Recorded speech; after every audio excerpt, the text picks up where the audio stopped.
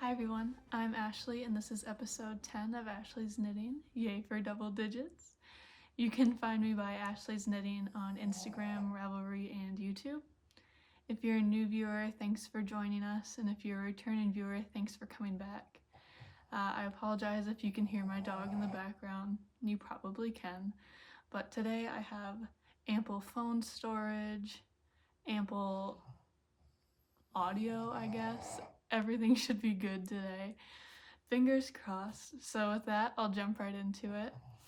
The first finished object I want to show you are my, oh, it's stuck on something, my Halloween Town socks. So you guys saw these as a whip last week. I think I was right after the heel on the second sock, and my goal was to have them done by Halloween. I finished them on Saturday, the day before Halloween, so I was able to wear them on Halloween without blocking them, but that's a secret we can keep. But I have a history of being afraid to wear my socks and use them other than like around the house.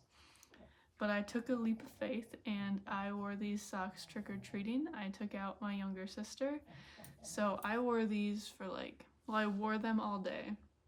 But I walked around for like 2.5, 3 hours. It was a few miles in boots. They got a lot of wear in that single day, and I think they held up pretty well. There's definitely some spots where they've fuzzed up, but I kind of have sweaty feet, so I kind of expected them to felt a little bit. But overall, they held up really well.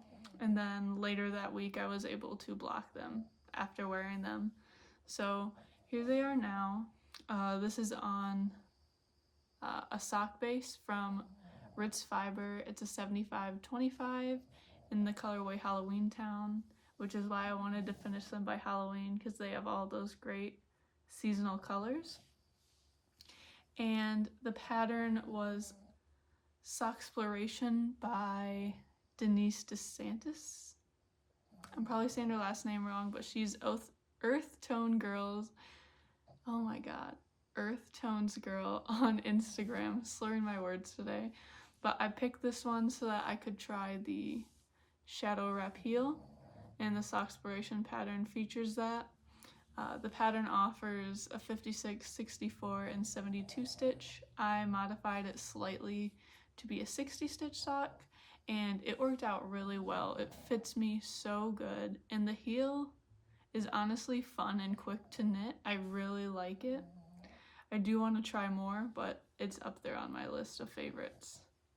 So I'll probably wear them throughout the year, but I'll definitely wear them next Halloween too. The next finished object is also a pair of socks that you've seen. These are the Texture Me socks by Alondra Knits on Instagram. These were a test knit, but when you're watching this now, they are out for purchase. I do think the coupon code ran out, but they are available for purchase. And last episode, I was at about the same point. I had one sock done and I was right after the heel. So I finished the foot and I decided to use scraps for this. So I had a lot of this black color left over from my mom's Charlie Brown socks. So I used that as the main color. And then the pattern is written for 5 stripes. So I did 5 different colors, but you could do as many or as few as you wanted. I think it would also be pretty with just one color through the texture. But I decided to use 5 colors in pinkish tones from various previous projects. And I think they fit really well, and I think it's because of the texture. It looks like color work, but you only have to use one color at a time, which is really nice, and the texture makes it fit really well. It gives it that extra squeeze. And for the leg, you do the texture all the way around. And for the foot, you just do the texture on top, so you have that smooth area to walk on. And I apologize for the dog hair. My pug, and I looked this up. Pugs do shed a lot because they have the double coat or whatever. So yeah, and it just makes it warmer, I guess. That's what I tell myself. But these are the Texture Me socks. They're available now, and I love them so much. A great scrappy project, in my opinion. So check those out. Next, I'll go into my works in progress. So starting with one you've seen many, many times is my cabled scarf. It is in Karen's Simply Soft Speckle, the colorway Wisteria. It is 100% acrylic, but it's very soft, and for gift knitting, I prefer to use acrylic because I would hate to make someone like a fully hand-dyed project and then they like throw it in the wash. Oh my gosh. So I think it was a good yarn choice for this one. But take my cable needle out. It is my cabled scarf. Is my progress keeper in here? Yes.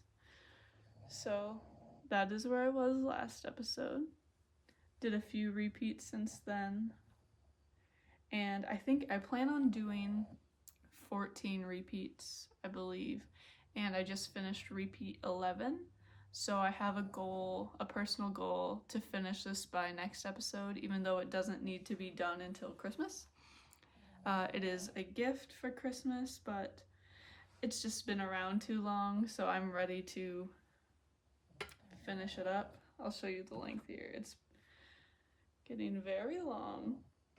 As you can see, it's probably, if your arm width is your height, it's over 5 feet long now, because I'm 5'8", and I only have to stretch it slightly to get my full length, but so it's about 5 feet long. Just a couple more repeats. And I personally think knitting a scarf like this is just as much effort as like a sweater. If not, it's close. But it's been a lot of fun to knit. I've like memorized the chart, so it's not mindless, but it doesn't take as much concentration as it did when I first started it. I'll move my progress keeper up now. And I think I forgot to mention the pattern. It is the Dryad by Jared Flood. And I've got my little spooky cat on there from Hand Stitch Life. And even though we're into November now, I'll leave it there until the project is done, because I think it looks cute with it. So I'll wrap that up, put my cable needle back in. I know some people can cable without the needle. I can do that with like when you move one stitch from side to side, but if it's any more than that, I have to use the cable needle. Gotta do what you gotta do. So that's almost done. Hopefully, I plan to have it done next time. And that is in my Polar Bear Yarns bag. So long-term whip that I hope to have finished next time. Next is my Wool and Honey. If you remember the last episode, I hadn't touched it. It went untouched for a whole 2 weeks, but I did pick it back up, and I think I got quite a bit done on it. So first, I want to talk about the yarn, because I think it's a little controversial, which I understand, but this is Yarn Bee, which is Hobby Lobby's brand. They call it their authentic hand-dyed, and this is the colorway Chestnut Ember. So I have problems with Hobby Lobby to begin with, but the fact that they call this authentic hand-dyed is a little bit of a smack in the face, I think. But, I mean, obviously I still got it, but I do want to say I appreciate that it makes the hand-dyed look and the beauty of hand-dyed yarn more accessible to like budget knitters. Like I just got out of college, so I wouldn't be able to afford a sweater's quantity of hand-dyed yarn. But I caught this on sale for $10 a skein and got 4 skeins for $40. And if I were to do that with hand-dyed yarn, it would be over $100 and it just wouldn't be possible for me. So while I think it's a little sketchy, I think it opens opportunities for people who wouldn't have them otherwise. Now granted, I still support all these indie dyers, single skeins, maybe 2, but sweaters quantity, I wouldn't be able to do it at this point in time. So that's what I have to say there, because I saw a few people talking about it and I wanted to put my word in. But let's see where I am. This is, let me find the back, there's short rows on the back. This is where I'm at. Let me stretch them out.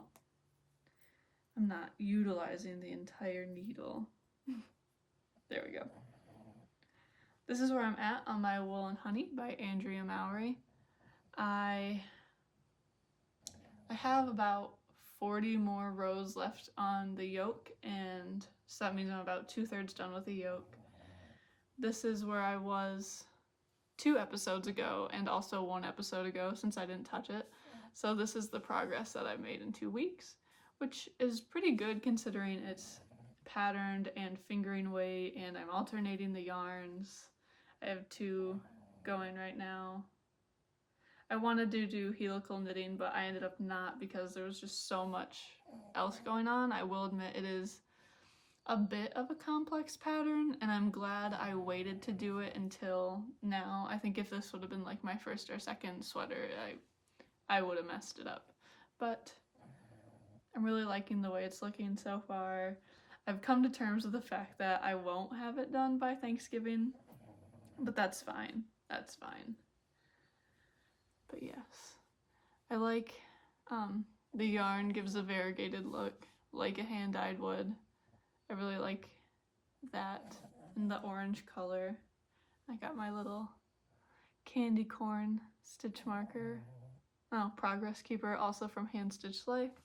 And I'll keep that on because I think candy corn is also a Thanksgiving thing. I'm not one of the people who fast forward into Christmas. Not saying it's a bad thing, but I appreciate Thanksgiving.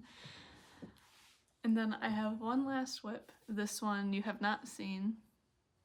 I have it in my newest Polar Bear Yarns bag from the Mystery Club for October. And so this is the bag and the yarn are from Polar Bear Yarn. And this is the Autumn Leaves colorway on a DK sock base. And this was part of her October mystery. She does a monthly mystery sock set. And I ended up trying DK for the first time. I went with a 50 gram plus 20 gram sock set, and she did send an extra 10 grams of the contrast, which now I'm so thankful she did that because I wouldn't have had enough. I know that. But I think if you were to do genuine shorties, you could get socks out of the 50-20. It's just not the same as the fingering weight. So this was the 20 gram that I started with, and this was the 10 gram that she included so nicely. That's untouched so far. And then this is what I have left of the 50 grams. So you can see those together. A very fall duo. And this is the second sock at this point. This is, this is A New Leaf Socks by Tiff Nealon. I'll have it linked in the description below as always. And you do this like, is this called a fisherman's rib? Maybe. It looks like brioche, but it's not. But it's that on the cuff, and you use size 2 needles up here. And then when you get down to the color work in the leg and the foot, you use size 4. So with the size 4 needles, I only have to use 44 stitches for the whole sock. So it flies by. It is very fast. so fast that I've already finished one, and they are kind of shorties because I was afraid of my yarn management. So this is the finished sock with the cuff, a very short leg. This heel is very cool, the texture of it, and it makes it a bit thicker, so I think it'll hold up nicely. Then the color work all the way down the foot and the toe. For the toe, I tried something different that wasn't in the pattern. So I tried a normal decrease every other row on this side, as you normally would with like a wedge toe. But on this side, I decreased every round so that it kind of more matches the shape of your toes, or at least my toes. In this way, I will genuinely have a right and a left sock. So I look forward to seeing how that works, how I like that once I wear them. But I did try this sock on, and it is very thick. It is called a DK sock, but honestly, I would never wear this in a shoe.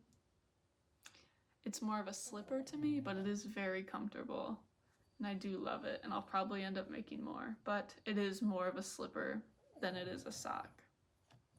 So actually, after this one, I wanted to weigh my yarn and check in, and out of the 50-gram main color, I had 32 grams left, so plenty of the main color, and I had 16 grams of the contrast color left. So if she wouldn't have given me that extra 10 grams, I wouldn't have made it for the second one. But now I will, just perfectly. So those are the A New Leaf socks. Those will probably also be done next time because they don't take long. Being the DK weight, they go really fast. So I'll pack these back in.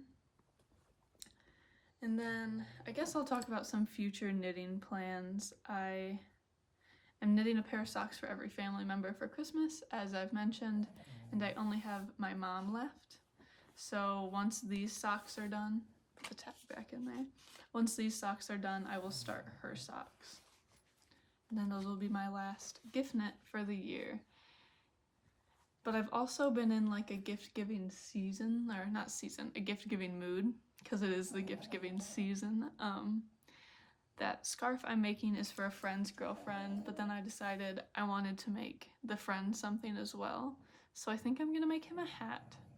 And then I got yarn from a friend who lives in Texas, and I think I want to supplement that yarn and make her a scarf, and probably also send her boyfriend something if I'm doing a whole package across the country.